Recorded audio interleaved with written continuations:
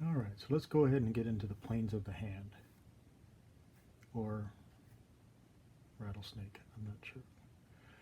Anyway, all right. So what we want to talk about is specifically the planes of the hand, because we're going to start applying color to this situation. And what we want to keep in mind is the planes, that there is form. And that's going to help, ideally, that's going to help us stay out of the mud, just to keep us from over mixing our colors until we end up with just a kind of an nondescript pile of gray or muddy color. Not that there's anything wrong with that, but it may not be your goal. All right, so one of the things, and this is going to be the fingers extended, and one of the things, let's see if I can, there we go. So one of the things that happens when we extend our fingers is we get this ramp here, the carpal bones. You can see that little bump right there, and that'll show up when we start working from life as well. And so how we oftentimes depict that is as sort of a ramp shape, again, because we're talking about planes, so everything gets kind of simplified.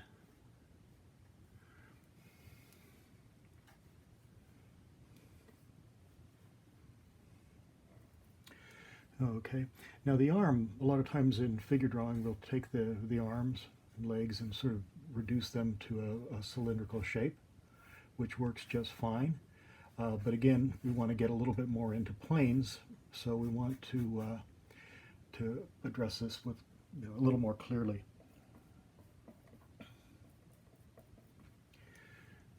All right, so generally what happens with the arm and the legs also, maybe not the boxy part, but definitely with the wrist and the ankles, what happens is we move from larger muscle mass in the forearm, and then start to get, as we move towards the wrist, more of a box shape, because we're moving from these large softer forms of the muscle to tendon and bone.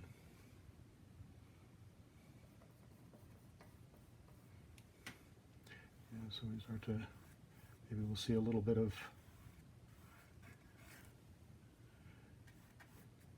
shadow happening here, and then again, just to go into simple planes, we'll do this.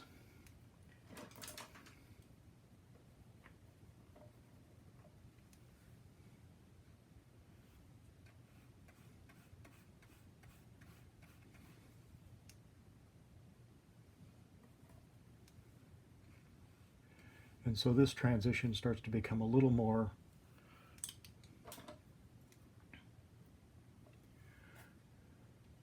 again, kind of box shaped here. And then what happens as we start to kind of go up here is into the forearm area, is that it becomes a bit more kind of a ovoid, or like a little bit more of an egg shape.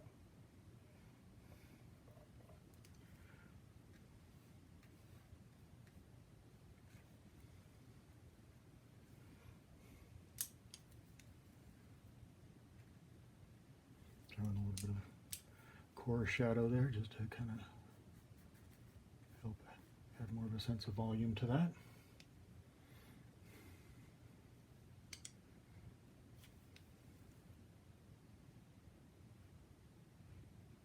And then again, there's that little wedge that brings us down from the wrist to the palm of the hand when the fingers are extended.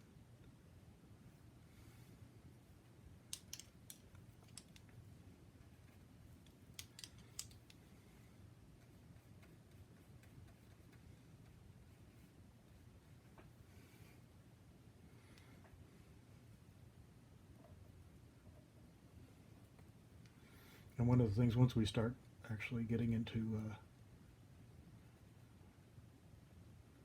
painting real hands, we'll notice that each one of these plane changes usually results in a value change as well.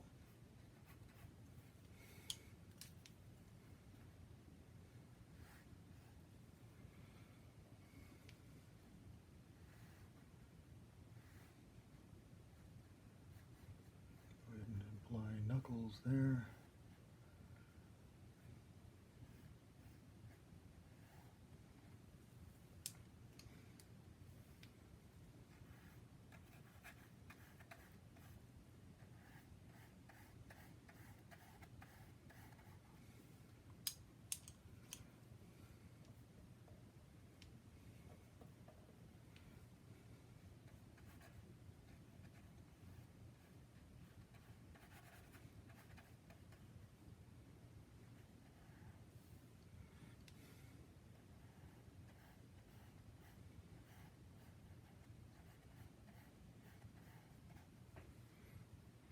Okay, and so what we get here is a very simplified idea of what the hand looks like, the hand and the arm connected.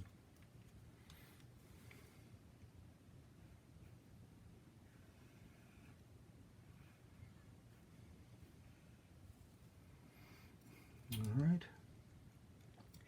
So let's go ahead and we'll go back to this, and then we'll start to talk about that idea of planes again. And let me just draw over this. So we have our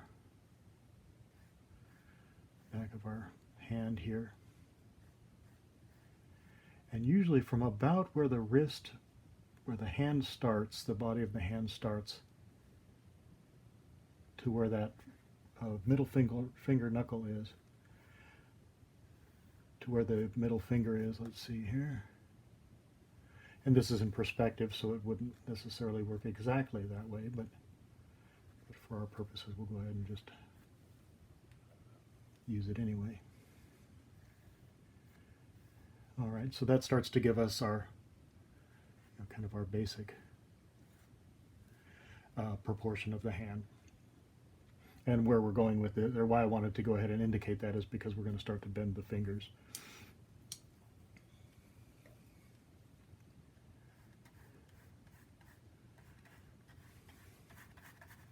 Okay, so we'll go ahead and kind of follow this light scheme here, this lighting situation. And so if the hand is straight, if the fingers are straight, that's basically what we have here, and we're going to see more or less the same value, same light all the way across from the back of the hand to the tip of the fingers.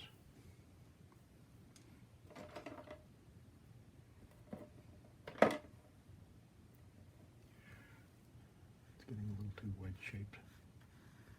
Trim some of that off. Okay. So let's say we have some kind of an overhead light source. That makes sense based on what we have here.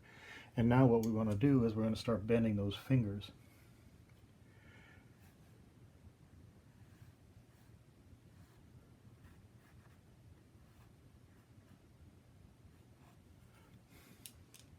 And so now what's happening is where the light was hitting this surface more directly, we were getting stronger light here. Now what's happening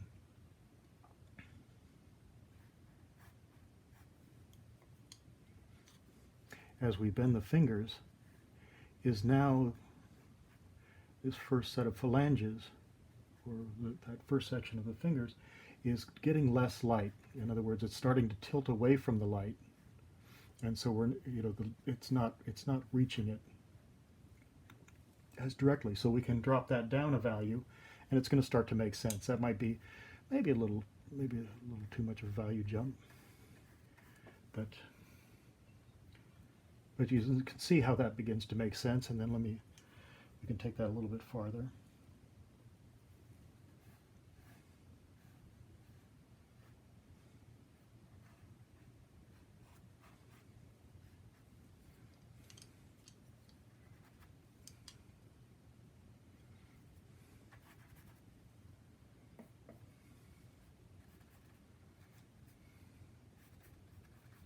And so with each shift away from the light, the planes get darker and darker because less light is reaching them.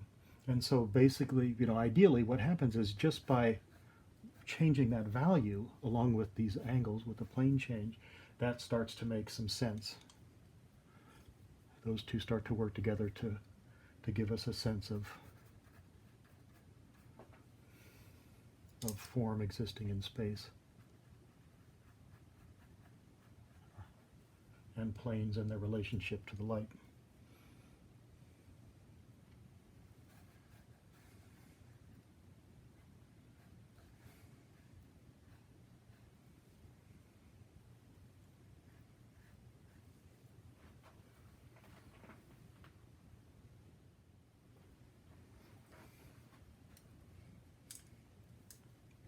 Now, with the feeling like I want to expand this arm to fit the hand a little bit better.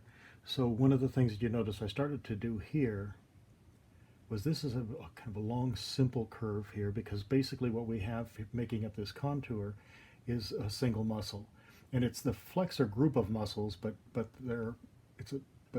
they each are long muscles that kind of extend from the elbow down closer to the down to the wrist. And so depending on where the arm is turning, we may see a different muscle, but they all have relatively a similar shape. So that's going to be a simple, a little bit more of a simple curve.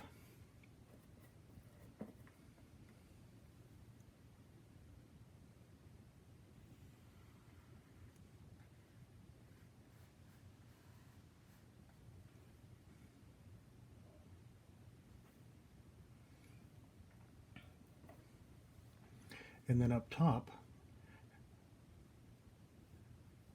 we get more of the extensor muscles here, and the brachial radialis, and the pollicis muscles. And so this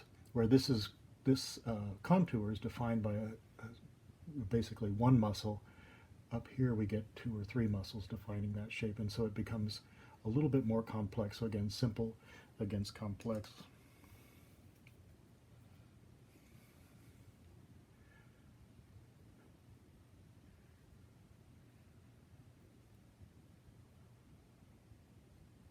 So this may come to a curve and then straighten out a little bit, and then if we do see those pollicis muscles, they control the thumb, so they might be sticking out in this area a little bit.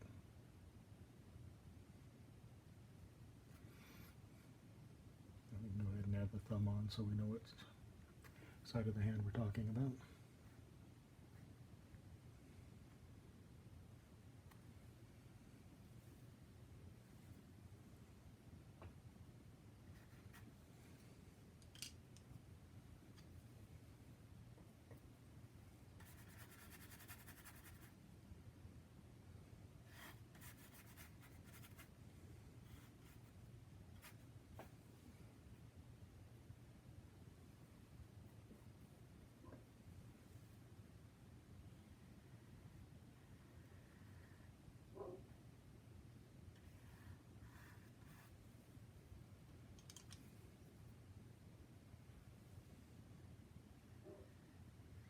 And then another thing that will start to happen is as those fingers bend, we're going to lose that ramp there. As the hand starts to relax, this plane is going to be a bit more consistent all the way across.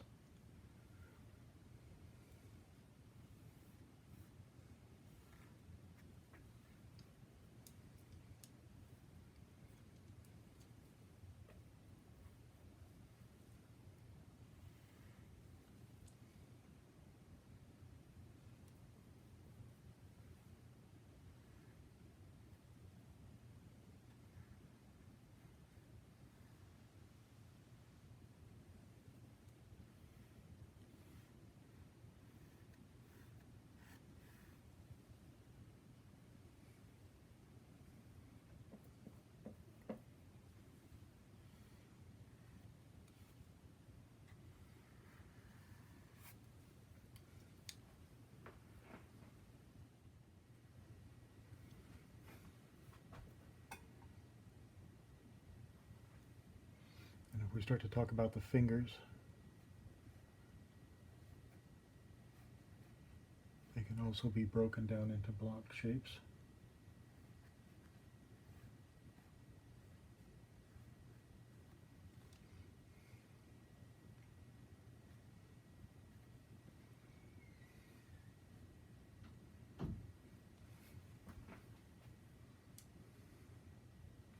And so what happens if we keep bending the fingers?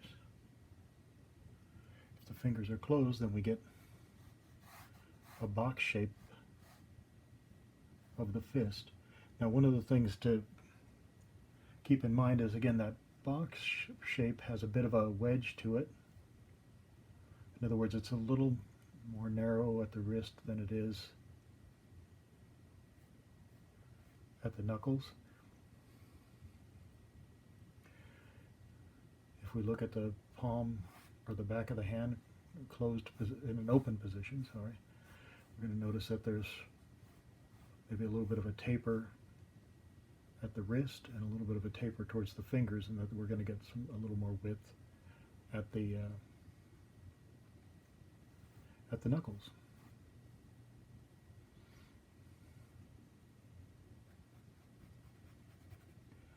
But basically, and then let's see here, let me go ahead and just indicate real quickly the crease of the bent fingers there.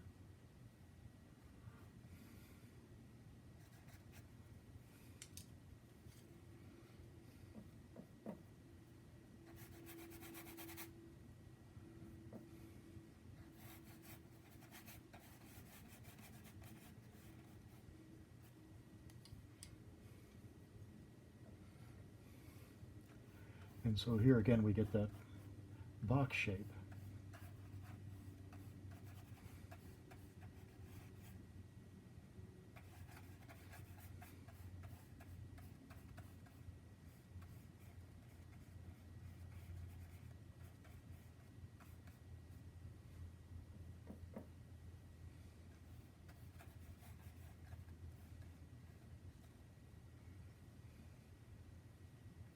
And then, of course, it's going to be a little bit higher if we say this is the pinky side of the hand. This is the thumb side. We're going to have a little bit of a peak, like a pitch, kind of like a roof at the middle finger.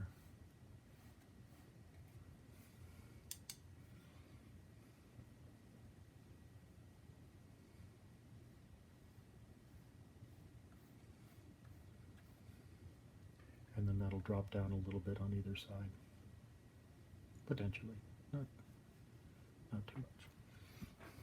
And again, keep in mind that we're working with the idea of planes, of exaggerated planes.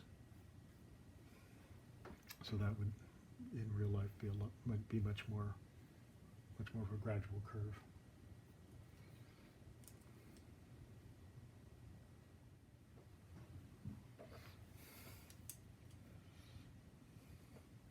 All right, so let's go ahead and just look at the shape of the fingers. And again, we're going to just kind of exaggerate here. But one of the things to pay attention to is that, again, we're going to get a little bit more of a straight. And of course, when we're drawing people, it's not entirely straight. But at the very least, it's a bit more angular on the back of the hand, and then on the palm side,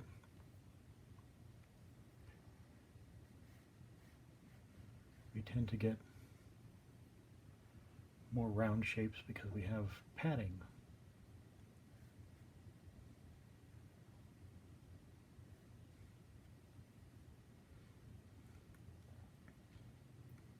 So again, straight versus curve, simple against complex. And then as we start to bend that finger a bit more, these things, each of these opposing ideas are going to become more exaggerated. And so here we have our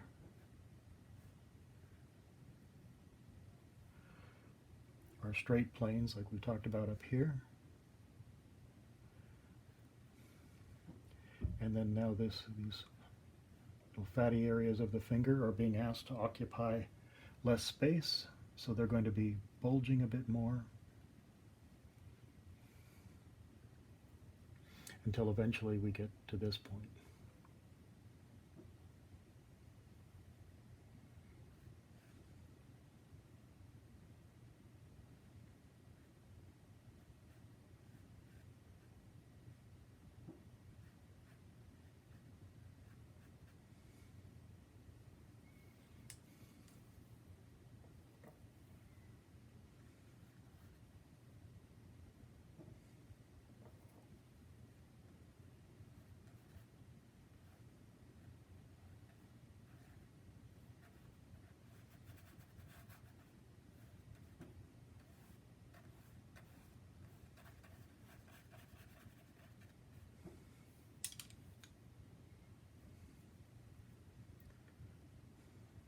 And then the crease in between these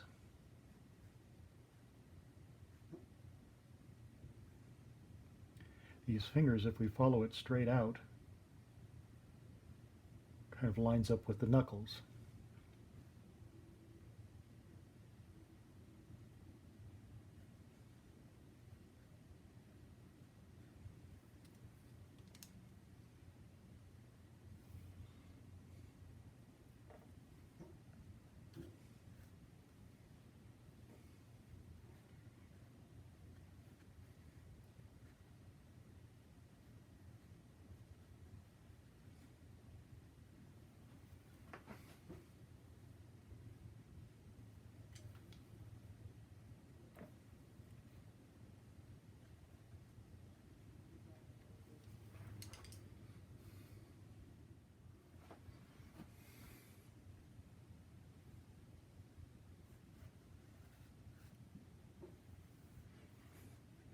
Okay, we've talked about the angularity of the back of the hand. And the palm of the hand has two major muscle masses, one on the pinky side and one on the thumb side, muscle groups, and they tend to meet kind of somewhere in the middle.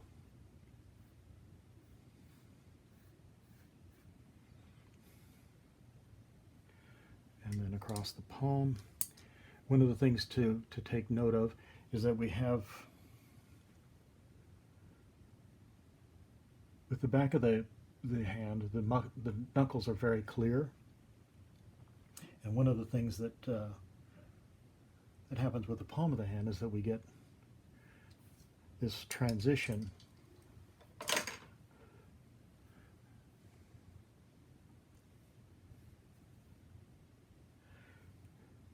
kind of fat padding that crosses over the knuckles. So the knuckles will be in here, lower on that side, but they're covered by this pad here. And so you'll notice we get these creases that allow for the palm to bend, but notice also that those creases get deeper because as we're squeezing the hand, those fat pads are being squished and kind of bulging up, and those creases are getting compressed. And so again, we get this, these opposing shapes, this contrast, where we have the planes here, and then straight planes here, and then on the palm side, the cushion of the hand.